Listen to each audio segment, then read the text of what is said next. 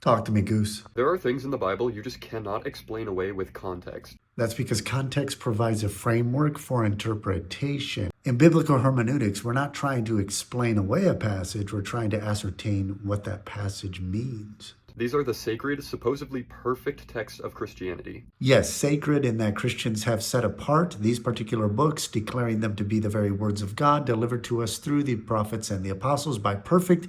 What we mean by that is that it's exactly what God desired to give us. It's perfectly the Word of God. It's exactly, completely what God desired us to know about Jesus Christ. When a man strikes his slave and the slave survives after a day or two, he is not to be punished, for the slave is his property. Yeah, that sounds pretty harsh, doesn't it? Life was pretty tough back then. A lot of bizarre laws. Jesus turned that on its head. See, Jesus is the only one who can actually bring true transformation to the human heart and give us the ability to live as is necessary, right? The law basically regulates mostly bad behavior, right? Humans are going to do what humans do. Jesus came that we might fulfill God's original plan for us. God doesn't want us to misuse or abuse or mistreat one another. In fact, Jesus said, if somebody strikes you on the left cheek, turn the other cheek also. He didn't say eye for an eye. You heard in the law that you should repay an eye for an eye. But I say unto you, do good. Love those who hate you. Love your enemies. Do good to them.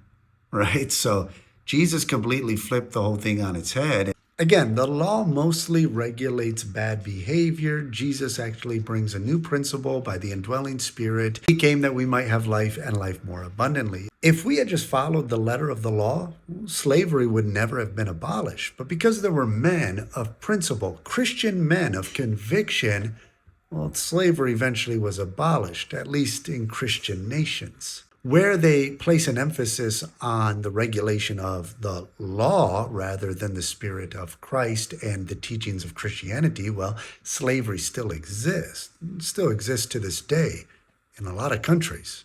Guess what religion they follow? The law doesn't solve human problems. It just regulates it. You may buy male and female slaves from the nations around you. Yeah, what I just said, copy paste. It applies to this.